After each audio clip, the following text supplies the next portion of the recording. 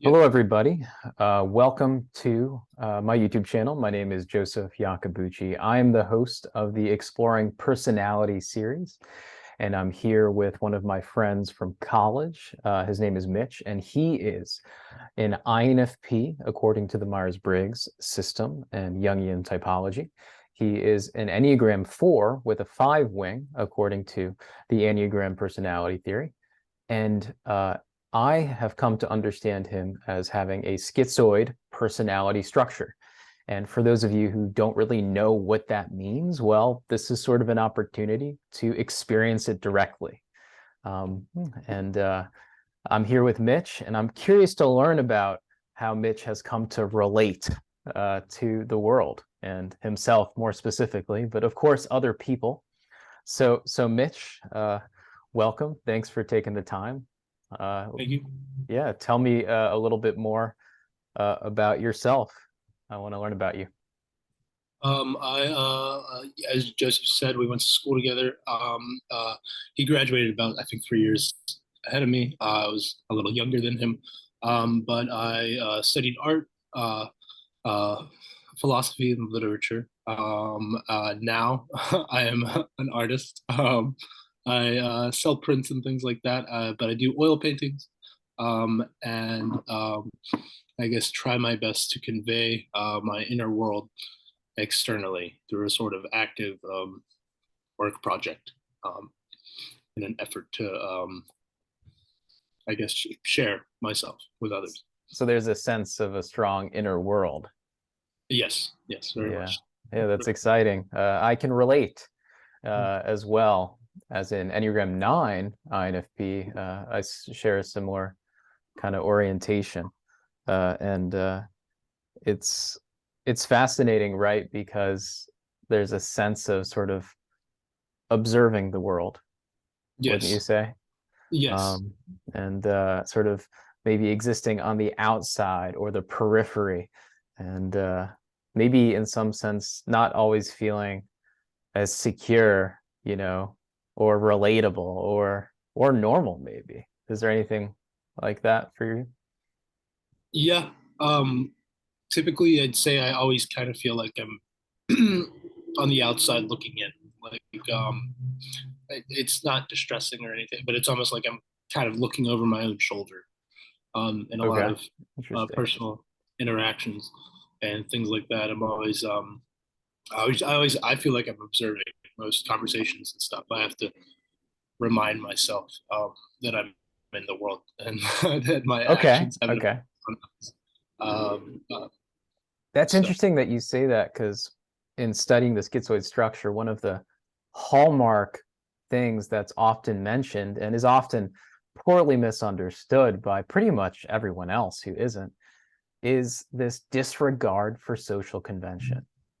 Uh, People sort of look at you like, how could you not know what's appropriate or what's expected or what's socially considered acceptable? Have you experienced that a lot in your life from others? yeah, yeah. Even at work, like I wait tables, and naturally that Uh-huh. requires you to be a sort of chameleon, more or less. And I Hmm. do find that before I go into a shift where I'm interacting with people for about 4 or 5 hours, I do have to sort of put on a mask of Interesting. extroverted energy or sensation. I have to sort of pretend to Hmm. be more personable. I'm quite reserved Hmm. most often. I let people kind of come up and talk to me. I do start, if I'm really interested in conversations or if I'm particularly close to someone, it's easy. But as far as just interpersonal interaction between people, strangers, I do have to sort of prepare for it. And Okay. it does take some time That to get. sense, the sense of needing to prepare, maybe not feeling as comfortable being spontaneous. Yes, yes. Like I have to. It's weird how it works, but Mm. eventually, I have to. Like I wake up and I'm in one mode. I'm very creative. I dream very vividly. Mm. And I typically take an hour or two to get ready for work. But in that hour, it's very ritualistic. I have a lot of. I like. Interesting. I wear jewelry. But Okay, I okay, okay. like bracelets and things like that. But like they're different colors, and so you get me Okay, prepped for the okay. day. It sounds eccentric, but I'm like, okay, I'm gonna this is green or red, or I'm feeling this today. So I'll do that, and then I have like denim jackets, which I like, and it's Mhm. weird. It's like I get as Okay. I wake up, I put on my clothes, and it's like I'm putting on armor, kind of, and I'm like, okay, Interesting. yeah, Interesting. So yeah, it's almost like the defense is reflected in the aesthetic yeah, personality. Yeah, yes. but there's a pleasure in that. There's a certain kind of meaning to that. Yeah, yeah, yeah. It helps me feel more secure.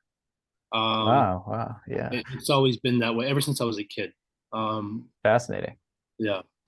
To So, me, it's interesting because I think I have like a similar kind of sensitivity, but I don't really represent my sense of self aesthetically in a okay. very conscious way.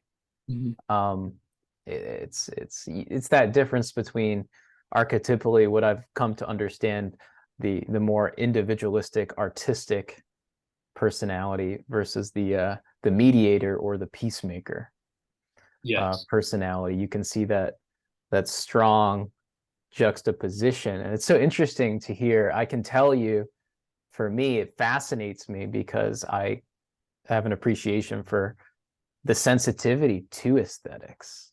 Hmm. Like Hmm. I find it so intriguing and interesting, even just, maybe the way you're dressing or whatever it may be, your work Hmm. creatively, which I'm sure we can talk about. But there's a reservoir of actual feeling. Yes. Yes. And it's a lot, right? Yeah. Yeah, well, yeah. It's a lot, and it's alive. It informs me as I Exactly. go through my day. Um, Mhm. So here you are preparing for this very conventional job to wait tables and to be socially appropriate and to be productive even, mhm. not always going with the muse in that moment, I'm sure. No, Uh, no, and it's I would liken it, I guess, because like it gets kind of fast paced and stuff. I mean, I do this job mainly so I can afford to continue my creative pursuits. yes. But once I get into the groove of it, it's like I fall into it. Hmm. And then I'm no longer really I'm not analyzing everything. Whereas like immediately when I get and I see all these people and I'm in a restaurant, there's sounds of the kitchen and smells and foods and all that. It's all very like, oh, okay, okay. And like it's a lot. And Interesting. then I'm like, okay, Interesting. it just sort of I have to like settle into myself. But once I do and I get in my zone, whatever you want to call it, I'm able to sort of work quite freely. Um, and it's nice. It's nice. It's Nice. nice to have a sense of being able to embody yourself securely, probably, Mhm. right? In that Yes, yes, yes. it's like a competence. Uh, Yes, yes, very It's much. yeah, which is always sort of on shaky ground in the social world. Yes, yes. It's like it's structured. There's certain routines to it. There's certain etiquette. There's Yeah. scripts you And follow. you'll see, and I've noticed this in my own life, I'm sure it's within everyone who falls in these creative dimensions. There's a certain kind of uh, double-edged sort of relationship to structure, to needing structure, to needing really people, which is so interesting. To needing people is kind of what I've come to understand. Because you can say, oh, I need to get an income so that I can continue my work, right? Yes. But what I've come to understand is it's not even just about that. It's about, can I access my feelings in a way Hmm. uh, that I can share, and it's like that for everybody Yes. in different ways. I've come to learn. Hmm. It's interesting that you talk about being kind of overwhelmed. Hmm. I'm wondering if you have other experiences in your life where you felt maybe overstimulated or overly sensitive, or maybe experiences with relationships where people have maybe minimized your sensitivity or rejected it even or ignored it. Uh, um, yeah, I'd say. I mean, definitely when I was a child, for sure. I was very creative. Um, individual and sensitive, but competent. My parents tried to, I did sports and everything, and I but I was always, and I was okay. Some of them I was pretty mediocre at, Mhm. but they were sort of like this urge to be competitive. My father, and Okay. he did a lot of sports and activities like that. Hmm. Um, but he also encouraged me to do theater, and Oh, wow. yeah, so which was a sort of escape from, and I didn't take well to school growing up. Okay. Okay. I was very much always I was making things in my desk, or Of making course. stories, or Stories. being creative. But I sort of I guess initially I didn't gel very well with others. Many of my friends happened to be I guess women or girls at the time when I Ah, was very okay. Okay. So you can see didn't that. yeah, I Interesting. didn't mesh well with boys. It Okay. wasn't Okay. terrible, but I mean, it was just I was a very, very sensitive and very Okay. artistic and creative individual. But So the sensitivity thing maybe mm, created kind of like a divide with the male peers. yes, yes, very much, Okay. very much so. Because I mean, I would just make comments and things, and they would. I mean, even if it was watching movies or something, anything that involved women and men, like of course, kids like they have cooties and things like that, and they're Of not into that. course. But I remember being a kid, and I'm like, well, and I was like, no, that's going to be you one day. Like you're going to want to be a father, or you're going to want to be in a position like Mhm. that. You're going to desire a sort of relation, and I had that understanding from a really young age, which affected me because my peers at the time um, didn't have that, and so it kind of caused a divide um, between me and other people, and that was probably the moment when I was young, which was when kind of guys with guys, girls with girls, like you start to section off. Yeah, there are those Where I was felt, extremes. Yeah, those extremes Mhm. emerge. Yeah, and they're necessary, but I mean, in childhood, it was just very much like I didn't want I didn't want to play football. I didn't want to soccer, or like I did it because I thought it was necessary, and I It's wanted to be. interesting.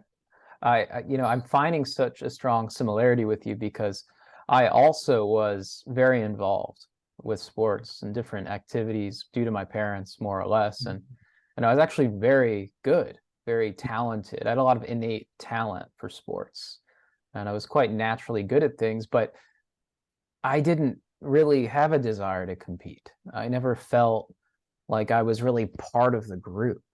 It was like No, yeah, I was there, but it was almost like I was existing outside of it. It wasn't like I didn't enjoy it. I think these were important, but I wonder if it's a similar experience you're kind of no, very expressing much. It felt here. like I felt like I was, playing. I was playing. I had a role to play, Mm. and I was, that's what you're supposed to do. You're supposed to engage in these activities, and I was never really a competitive person. I didn't like competition. Right, right. I'm not a competitive, like I'm not really interested in competing, like Yes, innately. I'm not innately male in my drive to compete.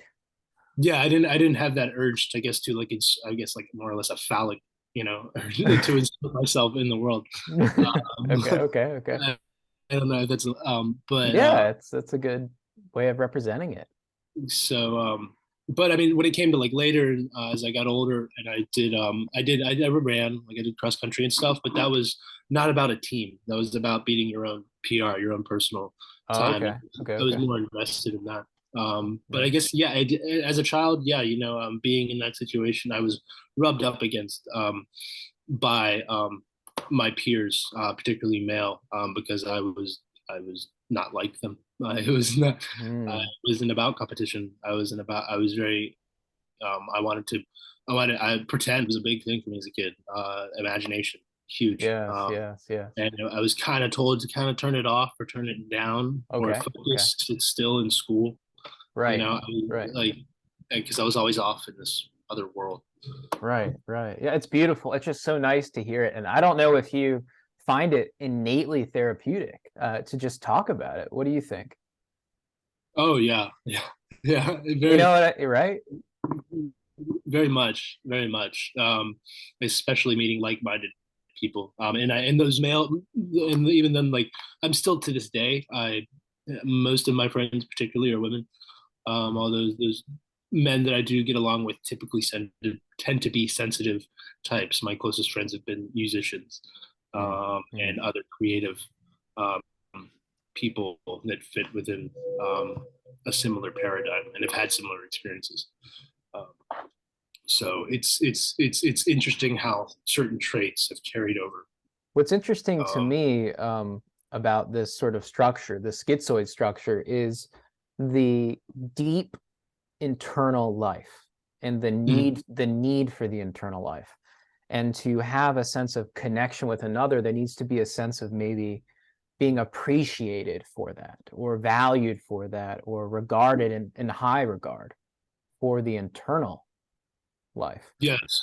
And to me, this is really profound, because what I've come to experience is that the social world is structured in such a way, especially in the West, specifically like the United States, this individualistic sort of culture, this materialistic culture, um, to focus outward. Like, we're very focused on what's tangible and what we can Mhm. control and what we can manipulate, and whether we're productive if we're achieving something. Because I'll tell you something that's probably really relatable to you, which is, there's a sense of creative life, but what do I do with it?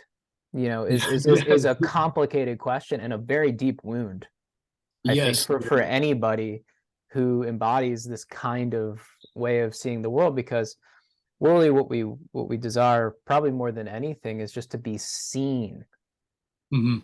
I and agree. then having that the boundaries properly established to just kind of be able to withdraw, which is very interesting, because you can't be as productive in the world that way. No, no, not at all. Um, not at all. And no, I agree. I really relate to that. Because I mean, my inner life has been so rich. And I guess it's always been rich, but I never really had a way to integrate it. Into like it was always separate or distinct. Mm, I would withdraw and sort of isolate and keep myself away from social interactions or things like that. yes, Or yes. if I did engage in social interactions, I would sort of loosen the constraints that I'd set for myself with things like alcohol or drugs. Interesting. So there was a, if I was going to be engaging in this social experience, I had to, you're mentioning drugs and alcohol. A big part of what I want to do is kind of paint this series in relationship to mental health. So I'm Okay. curious to know about your experience with that. It sounds like the social experiences and maybe drug use sort of came together in a way. Yeah, I found it very, very taxing to be around people. Oh, Not that interesting. I didn't want to engage with them or connect with them, because I did, Mm, but I didn't know how to get there. Um, right, right, right. and I would sort of, I felt, alcohol being a social lubricant, that if it just made things easier. It made um, it made things way easier to meld and sort of let loose. And people would let their guard down. They would, I guess, in turn, be a bit more vulnerable, and as a result, I would be a bit more vulnerable. I see. So you're kind And of like watching, yes, yes, like when is it really safe? yeah, yes, exactly. Yeah, it was always a matter of being safe and secure first, and Are then I they, yeah, are they authentic, or are they maybe? yes, yes, no, I was very drawn to authenticity. If I Hmm. could sense that someone was being fake, not or sort of had their guard up or putting on a disposition that was kind of hard and rough, and I didn't like it. I didn't enjoy it, because I wanted to be authentic with myself, but also with others. I wanted genuine human interaction, not a sort of Exactly, script. exactly. um, I think while I'm just kind of beginning my clinical career and being able to target in on these types of what I think of as sort of archetypal structures or themes, one of the main thing that interests me so much about this structure is this sense of maybe repeated experiences of not being able to achieve authenticity, and kind of what happens, what feelings emerge. And I was reading about the structure, and she speaks strongly of a sense of deep hopelessness. And I'm wondering if this lack of like hope was a deep sort of theme. Yeah, I would say, yeah. I mean, I just, especially as I got into school and things I was interested in, which was like, I guess, sort of romantic ideals. I enjoyed Okay. psychology. I studied depth psychology, and I learned of artists and Raise the painting. roof. Yeah, Um, that's my thing now. and all the painters that I gravitated towards were people that painted from within. So people like the abstract expressionist, or of course surrealist, but and also even or people that, or what is it? I guess impressionist, that they had an exterior vision that was in front of them, but they sort of incorporated their inner Oh, interesting. exploration or perception And of that's it. considered what? Impressionism, or Impressionism. Okay, okay. impressionism and post-impressionism. Is that the kind of like mirage looking, Yes, if you think dream looking? Like Claude Monet. Is it a lot of colors? Like Yes, this, many, these, many. there might be a reason why I'm drawn to these things. Maybe it's the structure, because I love those pieces. Yeah, because they look like, I mean, obviously it could be a simple thing like a vase or a field, but it's like, There's and there are, is there like an aliveness affectively? yes, yes, you Like could it's tell it. like it's like pulling on you. Yeah, it's almost like when you look at it. uh, I had the opportunity to go to Washington and see some beautiful works of art from, oh man, I'm jealous. That sounds amazing. yeah, from like the 1500s to like probably 1890. And it went from Whoa, the Renaissance all the way up to I guess around post-impressionism or impressionism, right before modernism. But of you could course. see in a lot of these portraits, especially towards the end of the 19th century, sort of they were doing representational work, like a vase of flowers or a Mhm. still life or something like that. But it was almost within it, you could see imprisoned like a spark of divinity almost, which gave it life. The Which was, spark of divinity. yeah, like Uh, it's interesting. I want to take what you're saying here, because I can tell this is such a, for both of us, just such like an inspiring, there's something here like coming alive, and I'm wondering what it is. And I'm reflecting on what I've read about this structure, and specifically this sense of life either being in black and white, or life being very colorful. And I'm wondering if there's been a sense of that juxtaposition, and how you've been able to maybe learn about that through your experience. It's like, why is life so colorful now, and why is it so black and white now? We think of that hopelessness I was talking about. Of oh course, yes, there's no hope when everything is sort of blunted and black and yeah, white, right? yeah. I refer to it as seeing everything in grayscale, Okay, so which you've reflected on that. yeah, I've reflected a lot on yeah, where it's the colors are, it's like life almost seems as if the colors are muted. Um, Interesting. Things aren't necessarily enjoyable. Looking at art, music, and stuff like that seems to be. I have an apathetic disposition towards it, and that's often when I'm starved of sort of connections with other people. Interesting. So there's a sense of starvation of something social. Yes, yes, like Wow. Yeah. so it's like people, like, while I find it hard to be around them or sort of express myself, Uh-huh. at the Uh-huh. same time I need Yes. them Yes. because they help to I guess awaken and turn on what I would say like various switches that allow me to see. I love that, like awaken, or maybe it changes the aperture, or the lens, or the, I don't know, there's something there that happens more or less automatically. Yes, yes, yes. Like I have in the past found myself in periods of where I've gone maybe a couple weeks with everything's black and white and in grayscale, and then I'll have one super meaningful interaction or conversation, and then for the Yeah. next like 3 or 4 days I'll be charged with a sense of like vitality. Wow. Yeah. In some sense, it's inspiring me because, as you know, I'm going into this field of psychiatry, and I really want to approach things from a depth psychology perspective. And I'm loving this sort of this idea of maybe creating a psychotherapeutic, maybe group-oriented therapy project where we're kind of like looking at life through that lens, Oh, really? and how to support that in each other's lives. Because I see that as honestly, I see that as the work. I have such an ambivalence towards psychotropics, Mhm. because I know that they don't give color. Very few, no Oh, psychotropics give color. Usually they just keep that. okay. They usually just keep that from being the darkness being so overwhelming. Yeah. Mhm.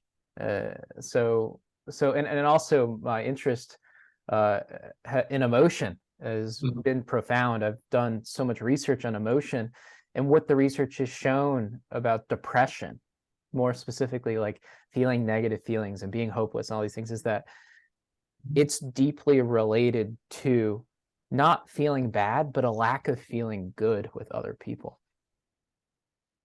Wow. Yeah. Wow. It's Wow. not there's something wrong with me. It's like I don't have enough experiences where I'm around people and I feel good, but not just that, over time. Like I'm not Okay. having that anticipation and expectation. I'm sort of giving up on that. That's really what the research seems to show. Oh, wow. Wow. I've never thought of it. I've never thought of it that way. Yeah, so we have a pathologizing model where we say, what's wrong? Check the boxes. Are you not sleeping? Are you not eating? You're not feeling, energy, etc., to meet the criteria. But when we look at the brain and we understand it technically, it's more about lack of feeling good than it is uh, feeling bad. It's very Interesting. interesting. Sorry, you cut off for a sec. Yeah, it's just interesting because I can see the theme coming up within your life. Mhm. And I hear it, and technically you're a depressive temperament, which I'm is very smiling. interesting, right? It's Yeah. almost like you and I are attuned to life when it's black and white. Like we just know it.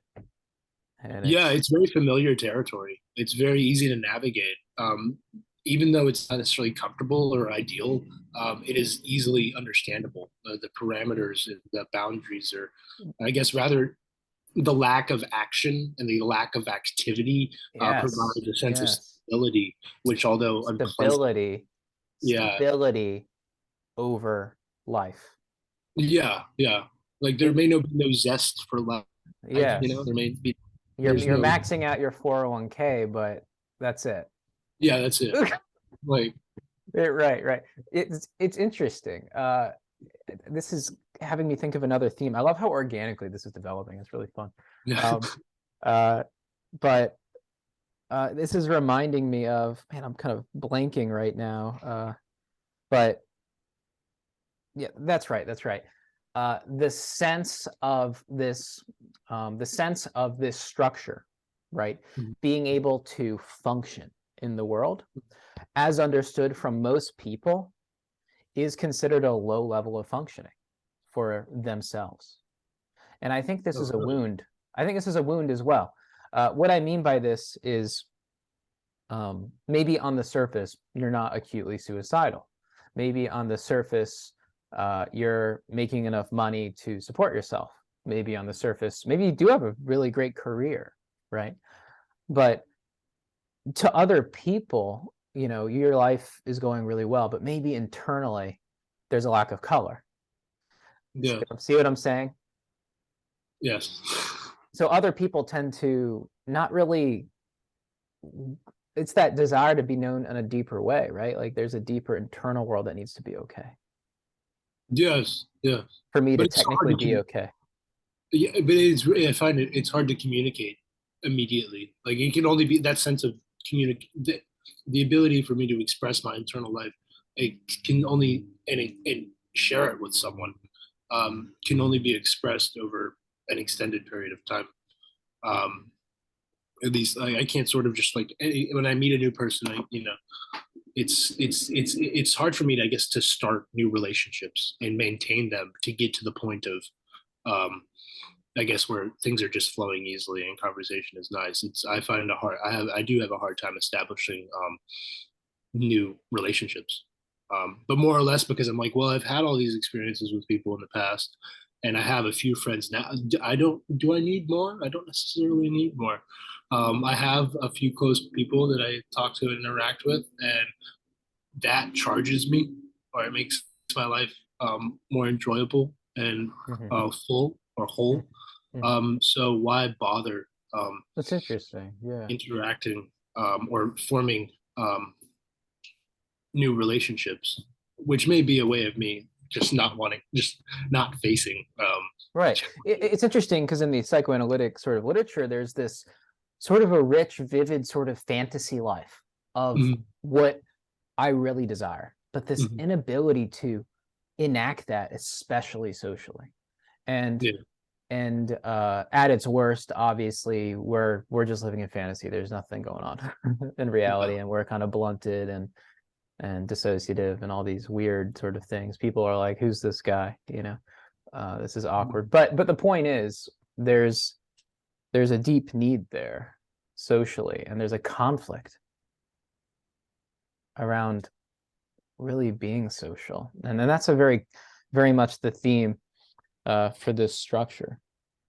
So I'm trying to think what else I could bring up. We've only got about 8 more minutes left, so I really want to give you kind of an opportunity to speak more openly because I know I've been doing talking too, which has been fun. No, Uh, yeah, no, yeah.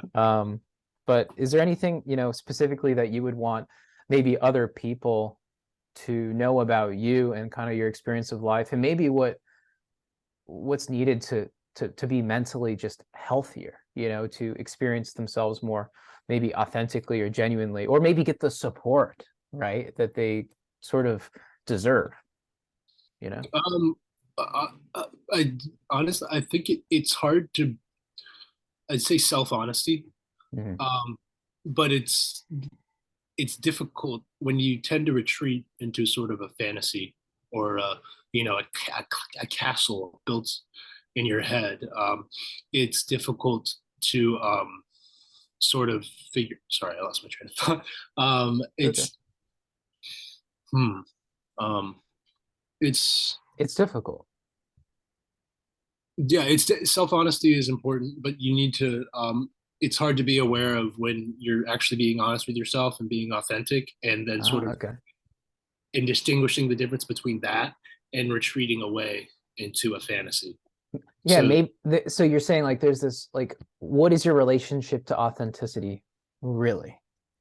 I'd say like for me, I sort of ritualize it. Like I Okay. have my job where I wait tables, I interact with the public, and I do my duty as being a functioning member of society. But when I come home, I'm an artist. I have there's a studio space behind me. Then I'm very ritualistic, and I'm saying, okay, I've done my work for the day. I've earned my penny. Now it is time for me to I can temporarily forget, I guess, about the external world and things like that, and sort of give myself the space to retreat into my own inner landscape. Giving yourself the space. Yes, and I then love and it. when that is done after about 4 hours of working, I'm like, okay, time to go to bed. And then I wake up in the morning, and like as much as I would love to go back to that space, I'm like, okay, no, it's time to work. So although I have, and it works well for me. So I go, I be in the world, I work a job, and it gives me a set of structure and parameters. And while I do feel I'm sacrificing myself in the aspect, I'm not being completely authentic. Knowing that when I get home, I can have this sort of haven to fall into sustains me. And I used to not do that. I self medicated heavily with alcohol at the time. Maybe an avoidance of the internal world. Yes, yes, I wanted to completely avoid the internal And world. yet placing yourself in social situations. Yeah, Wow, that's and so I didn't. complicated. It's like I didn't want to experience social situations, the external world, personal interactions.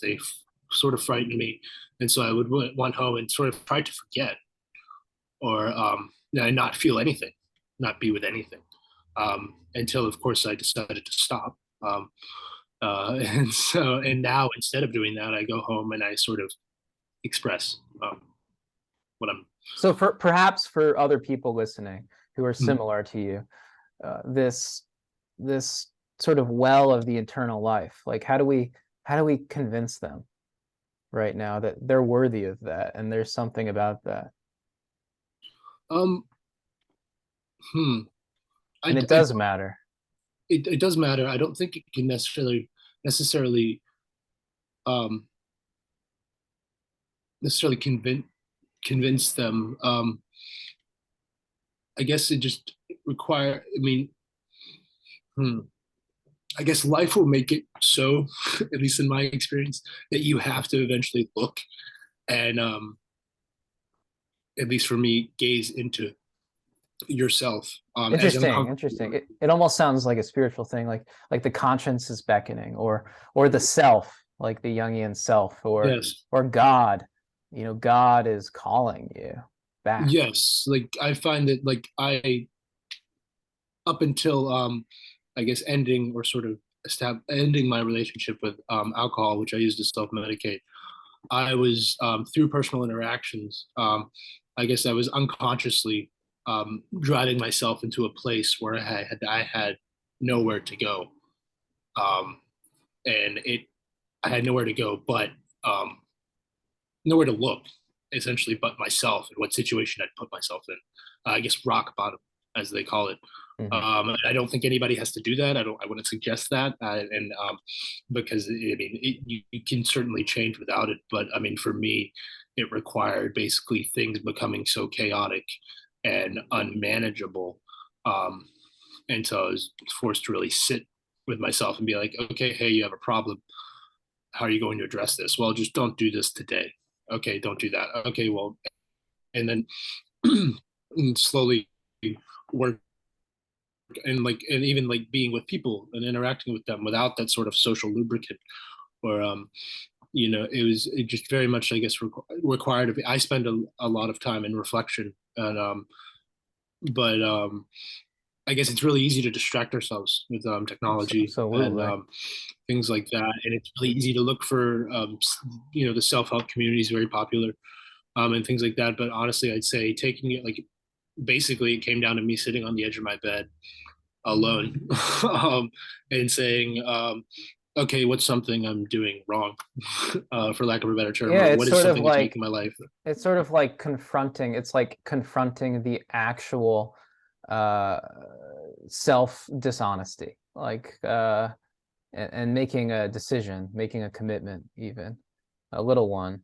Um, Yes, just even if it's a small thing, if it's just know, hey, this is bringing error into my life. How do I stop, or so what can I do to minimize it? we're reaching the end, and I don't want to end up cutting you off and it being awkward or anything. So I want to wind down, and I actually would be more than happy to do another one of these if you wanted to go deeper into anything or reflect on anything more. But I'm going to be reaching out to other people. So for those of you that are watching this, um, for those of you who are watching this that really found this relatable and meaningful, and maybe you want to share your story, or maybe you're not sure, reach out to me over my email.